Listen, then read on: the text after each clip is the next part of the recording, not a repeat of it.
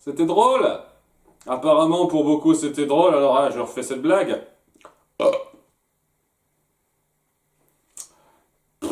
Vous savez quoi, j'en ai marre de faire des introductions pour ça. Ça me saoule à chaque fois. Je dis, ah, ça démarre, ça va enfin partir sur quelque chose. Et puis, paf, ça reprend des petites tangentes de merde régulièrement. J'en ai marre. J'en ai marre. Cette série me saoule à un putain de niveau, quoi. Elle sait pas rester sur une bonne ligne, en fait. Chaque fois que je commence à apprécier un tout petit peu, paf, ça repart sur la connerie, quoi. Donc, ouais, allez vous faire foutre, sérieusement. Donc, ouais, cet épisode 1 était sans intérêt, quoi. C'est Marcy qui est censée vouloir s'intégrer un petit peu à Wardwood, parce que maintenant, elle est casée là. Alors, j'ai envie de dire, pourquoi on n'est pas directement parti là-dessus? Je veux dire, ouais, elle a eu quelques petits préparatifs à faire, mais c'était pour lire des trucs et avoir quelques petits trucs à préparer. Elle aurait pu suivre directement Anne la première fois, hein. Puisque ça change, bordel de cul. Et surtout, ouais, on la Anise, j'ai envie de dire, dans une configuration de scénario de merde, hein, une fois de plus, où elle va être toute contente de découvrir Wardwood et essayer de s'intégrer. Cela dit, il y a un truc qui fait un peu bizarre pour moi, c'est comment ça se fait? Vraiment, comment ça se fait que vous partez pas directement sur la second temple? Vous savez, le second temple qui a été indiqué de façon relativement claire par le cristal à la fin de l'épisode précédent. Pourquoi tout de suite vous jetez pas là-dessus? Pourquoi vous posez en disant c'est pas grave, on a le temps, on s'en fout? C'est quoi le truc en fait? Je comprends pas très bien. Je pense que la seule raison à ça, c'est que, eh ben, vous en avez rien à foutre d'être rythmé dans votre récit fil rouge et vous devez incorporer des histoires à la con entre temps régulièrement, sinon vous ne pouvez pas respirer apparemment. Hein. C'est un truc, c'est une petite maladie chez vous les scénaristes. Et ce fait, ouais, il se pose là.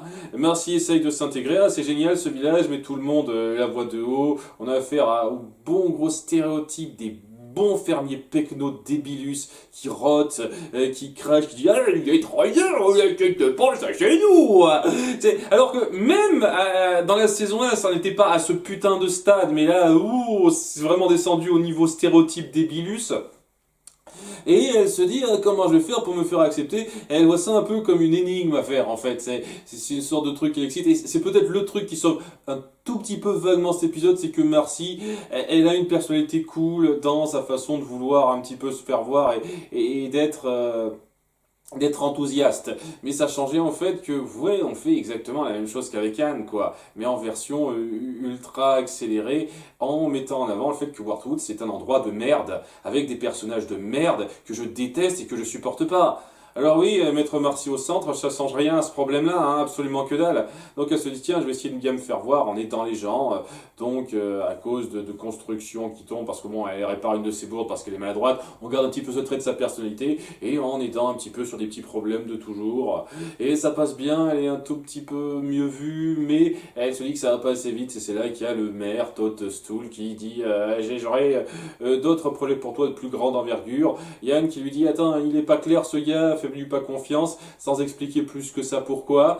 Et ce qui fait que Marcy va pas la suivre et il dira ah ben non je vais pas la suivre parce que une fois de plus j'aime bien contredire. Ça fait partie de vos procédures d'écriture qui me gavent de plus en plus, je vous le cache pas. Ce côté ah fais gaffe c'est dangereux, fais pas ça, attends un petit peu, essaye de raison garder. Et tout le monde dit ah ouais mais en fait non. Non, je te suis pas, je n'en fais qu'à ma tête. Ça fait quoi 7, 8 fois que vous répétez cette configuration? J'en ai ras le cul, hein. J'en ai ras le cul, c'est de la merde, hein, au bout d'un moment, ce genre d'écriture humoristique. Hein. Donc ouais, elle dit non, et donc elle suit le maire pour faire une sorte de ville touristique New Wardwood. Et ouais, cette espèce de grand coin avec des tonnes de construction en marbre, bien ficelées, etc. Qu'il a pu faire l'espace d'une nuit, mon cul sur la commode une fois de plus. Ils ont des putains de pouvoirs de super-héros quand on les voit pas, ces personnages, c'est n'importe quoi, écriture feignante. Et ouais, il y a donc New Wardwood qui se crée et tout le monde est content seulement très vite. Au moment où ils découvrent les gens, alors que ça a été construit depuis un certain temps, mais c'est au moment où les gens découvrent ça, quelques temps après, que Et ça commence un petit peu à s'effondrer parce que c'est un coin précaire. C'est que maintenant qu'on en parle vraiment en détail de ça, oui, c'est dans cet épisode, il y a Marcy qui dit ah, tu savais que c'était construit sur un coin précaire et qu'ils avaient bien géré la masse pour pas que ça tombe. Et oui, comme une conne, elle n'y a pas pensé. Elle était au courant, mais elle n'a pas pensé ça lorsqu'elle fait ses constructions. Et c'est lorsque ces constructions beaucoup plus lourdes sont en place que ça commence à s'effondrer un petit peu. Voilà, une fois de plus, de façon bien timée, hein, pour l'effet dramatique, entre guillemets. Et ouais, se dire, ah merde, j'ai fait la conne, j'ai quand même essayé de réparer ça en sauvant des vies, et en virant les trucs les plus lourds, de façon à ce que ça puisse se refaire. Alors que quand ça a plongé, même si tu as enlevé le poids, même si ça remonte, c'est plus aussi stable qu'avant. Mais bon, je pense qu'aucun scénariste de cette série s'y connaît un tant soit peu en architecture, hein, c'est de l'architecture cartoon. Donc elle a sauvé un petit peu la situation, mais voilà, hein, elle s'en veut un petit peu d'avoir gaffé et d'avoir fait sa Anne, hein, faut dire ce qu'il est, hein, j'ai foutu le bordel pour bien me faire voir, j'ai trop fait ma Anne, et tout le monde l'engueule, elle s'excuse, mais c'est là qu'il se rend compte, elle a fait exactement la même chose qu'Anne, c'est la preuve qu'on pourra t'accepter par la suite. le même T'as la même conclusion de merde que dans l'épisode où ils reviennent à Wartwood il y a quelques temps de ça, où tout le monde est content de les voir faire les connards et de risquer leur vie stupidement en disant oh mais c'est bien, ça nous change de la monotonie, c'est presque nostalgique cette espèce de syndrome de la victime qu'on a face à vous apparemment, je sais pas, c'est une débilité affligeante, c'est du putain de cartoon débile, c'est tout ce que c'est, ça ne va pas plus loin que ça, et ça se termine là-dessus. Où elle semble avoir un début d'acceptation qui vient. Et je tiens à dire un truc, si c'est pour faire ça, cet épisode sert que dalle. Ce demi-épisode, c'est de la merde abyssale qui vaut que dalle. Vous pourriez juste faire en sorte que les habitants de Wartwood sont pas des pecnos arriérés qui sont prêts à avoir un début d'acceptation pour cette amie d'Anne parce qu'ils ont accepté Anne. Et puis voilà, quoi. On peut totalement sauter ça et juste se dire, bah voilà, elle a été un tout petit peu début d'accepter sans passer par là. Donc voilà, un épisode de merde qui ne met pas très bien en avant Marcy et qui rabaisse de plus en plus la mentalité de cet endroit que je déteste de plus en plus. Voilà, donc de la grosse merde cette partie-là. Et la seconde partie, c'était pas fameux non plus. Je suis désolé, ça casse pas la baraque, hein. C'est la version pour teubé du géant de fer. Voilà ce que c'est. Ça commence déjà de façon super insultante et grossière sur Hop Hop et Marcy qui se retrouvent dans le fait que les graines c'est trop génial, on va passer des heures à choisir des graines dans un magasin, ok, et on leur invente des tonnes d'excentricité débile au fur et à mesure des épisodes pour bien arranger votre connerie cartoonesque une fois de plus, ok, histoire de dire qu'ils joueront aucun rôle par la suite, et il y a Polly qui veut faire du grabuge, mais c'est ce qu'elle dit, hein, texto, hey, ça vous dirait d'aller faire du grabuge, de foutre le bordel pour s'amuser, c'est ça le truc, carrément, c'est même pas genre j'aimerais bien m'amuser à faire quelque chose d'un peu interdit ou quoi que ce soit, c'est juste foutre la merde, j'ai envie de foutre la merde, histoire de... Et il y a Sprig et Anne qui disent ouais c'est plutôt notre truc qu'on a un petit peu évolué. Ouais, j'y crois pas trop, j'ai le sentiment que ça va plus trop être le cas d'ici quelques épisodes, mais on verra bien, sait-on jamais. Et qui disent, tu sais quoi, t'es sous notre responsabilité maintenant, donc fais un petit peu attention. Et c'est super marrant hein, quand on y pense, parce que c'est la situation totalement inversée de l'épisode 1 de la saison 1, où Sprig était un peu un fauteur de troubles, et où Polly était l'enfant calme qui devait garder un œil sur lui. Mais apparemment c'est nouveau cette notion pour Polly, parce que les scénaristes sont des merdes qui ne réfléchissent pas une seule putain de seconde à ce qu'ils écrivent. Alors je m'excuse, je suis allé trop loin avec des merdes, mais ce sont des idiots qui ne font gaffe absolument à rien de ce qu'ils écrivent. Alors ouais, hein, ce genre de truc ne fait pas respecter une seule putain de seconde la capacité de ces gens-là. Hein. Vraiment aucune putain de seconde quoi.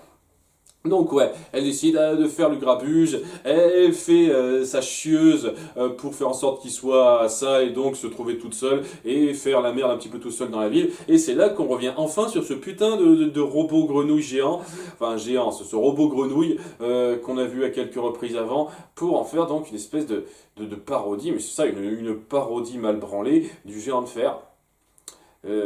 C'est quelqu'un qui a vu le géant fer qui s'est dit ah c'est cool pour le côté drôle et cartoonesque qu'on pourrait accentuer là-dessus et qui s'est pas dit que c'était un lien fort et vraiment qui s'appuyait sur pas mal de détails, de finesse. Non, non, non, c'est le délire. Un gamin qui trouve un robot, il s'amuse, ils font les cons, ils s'attachent. C'est ça en gros. C'est en gros ce qu'il semble avoir retenu de ce film. En tout cas, c'est l'impression que ça donne, puisque c'est ça en fait. Hein. Elle voit ce robot et elle trouve qu'il est cool. Il fait que l'imiter elle, parce que ouais, apparemment. Je sais pas exactement ce qu'il me quoi. C'est une espèce de robot qui sait pas exactement ce qu'il fait. Il vaque d'un coin à l'autre et il donne pas l'impression d'être particulièrement attiré plus que ça par la famille Plantard. Parce que voilà, il arrête pas de passer d'un coin à l'autre, mais il est resté à World Food et il les a pas approchés en détail depuis le temps. Donc c'est quoi ce truc? C'est du putain de hasard qu'il se soit retrouvé à World Food en suivant je sais pas quoi? Pourquoi il a iré jusque-là spécifiquement, exactement? Ça n'a aucun putain de sens, quoi. C'est juste un robot qui sait pas ce qu'il fait. Je comprends tellement pas, quoi. Vous avez passé tellement de temps sur lui pour en faire juste le robot paumé qui sait pas ce qu'il fait, quoi. C'est quoi le truc? C'est quoi la logique de votre écriture? Vous n'avez pas pensé une seule microseconde à quoi faire de ce machin-là avant cet épisode? Vous vous êtes juste dit, ah, ce serait cool de faire un petit fil rouge, on sait pas du tout ce que ça va donner, et puis, le géant de fer, une parodie du géant de fer. C'est ça apparemment. C'est de la merde, je suis désolé. Et donc voilà, ils font le bordel. Et il y a Sprig qui est trop contente d'avoir une sorte de quelqu'un dont s'occuper, dont être un peu la grande sœur à un certain degré. Et être la grande sœur, pour elle, c'est juste faire des tonnes de conneries avec lui en foutant la merde et en volant des trucs, en cassant des machins, même si elle voulait pas casser directement des trucs de façon aussi élevée que ça, mais étant donné que c'est un robot qui a des super pouvoirs et qui est beaucoup plus lourd et puissant qu'elle, évidemment, elle fait pas gaffe, hein. Même après, quelques fois qu'il a détruit des trucs, et elle se dit pas, oui, fais un petit peu gaffe, non, elle est conne, elle réfléchit pas, jusqu'au moment où il finit par détruire la fontaine, deux fois en 2 épisodes, hein, des destructions totales, mais c'est pas grave, Marcy réparera ça en 2 temps, 3 mouvements, comme dans l'épisode précédent, parce qu'elle a des pouvoirs magiques de Fixit Felix. Une fois de plus, hein, cartoon, c'est sans réflexion, c'est de la merde ça. Je veux dire, votre univers il est pas sérieux du tout. C'est du gros cartoon et cervelé quand vous faites ce genre de truc. On est bien d'accord. Et à côté, je suis censé prendre ça au sérieux. Je suis censé être touché par la situation de nos héroïnes et par les liens qui forment. C'est n'importe quoi. Il y a un truc, ça ne se mélange pas. Je suis désolé de passer autant de temps là-dessus. C'est pour ça que parle de ça rapidement. Mais c'est le genre de truc qui me saoule au plus haut point dans une œuvre. Et si vous n'êtes pas foutu de faire gaffe à votre ton, bah, vous faites de la merde en termes d'écriture pour moi. C'est clair et net. Donc, ouais, ils font le bordel. Au bout d'un moment, il y a foule en colère contre eux, Sprig qui essaye de le défendre, mais il y a quelqu'un qui marche un peu sur elle sans faire exprès.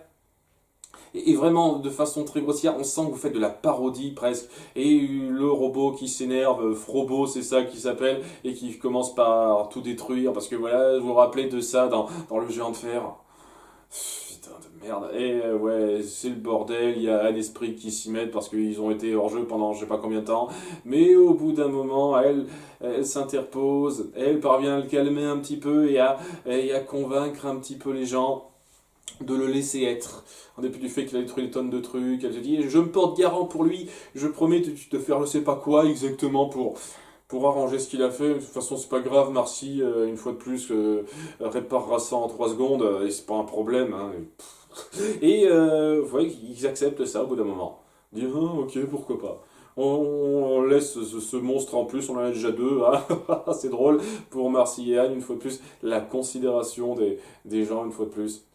On sent vraiment cette attache qui s'est créée avec elle, hein. C'est vraiment un niveau. Donc, ouais, il y a ça qui se met en place avec ce robot maintenant qui fait partie de la famille, plus ou moins. Il y a Hop Hop et Marcy qui sortent, qui l'acceptent comme ça. Marcy, je comprends parce que c'est une fanat de la technologie, ok, mais Hop Hop, il est content parce que ce mec, ce robot, il sort de son cul, mais totalement de son cul, des capacités qui lui permettent de faire du travail de ferme. Et des toasts. Parce que ta gueule. Hein, c'est un robot magique, il fait ce que le scénario veut, quoi. Et on l'accepte comme ça. C'est comme ça que vous jouez sur cette mise en place. Tout le temps. C'est une sorte de le géant de fer mode attardé, j'ai envie de dire. où tout va super vite, cartoonesque, et on accepte rapidement à la fin, le drame est mal fait, et au bout du compte, ça aurait juste pu être le robot qui se pointe à la ferme, qui fait deux trois trucs, et tout le monde l'accepterait, c'est bon quoi. Ça aurait pu être plus ou moins ça. Mais c'est censé être une sorte de lien fort entre lui et Polly, ok... ça ressort pas des masses, et ce qui est chiant avec ça, c'est que oui, c'est un épisode important, j'imagine, puisque maintenant il sera là, il jouera un rôle important, enfin important, il sera présent ce personnage par la suite, donc oui, faut prendre ça en compte, voilà. Cet épisode, ce n'est pas un filler, c'est de la merde, mais c'est pas un filler. J'espérais tellement, après avoir vu l'épisode précédent, que ça décolle enfin, qu'on se centre vraiment sur ce qui est important, et qu'on gère de façon un tout petit peu plus sérieuse les choses qui viendraient, mais encore ce genre de conneries débiles, cartoonesques, quoi, j'en ai marre. J'en ai marre, c'est particulièrement plus énervant quand ça suit quelque chose qui promet beaucoup plus, quoi. Donc, je sais pas, est-ce que le suivant, on va s'attaquer au second temple, ou ça va encore être des tonnes de conneries, bon, on verra bien, hein. Je pensais que ouais, on passerait une poignée d'épisodes sympathiques à vraiment développer un fil rouge qui est louable, mais non, hein. Voilà, on voit ce qu'on a. Merci pour rien, hein. Je vous emmerde. Donc, ouais, on verra bien pour le final de la saison 2. À bientôt pour l'épisode 16. Bye.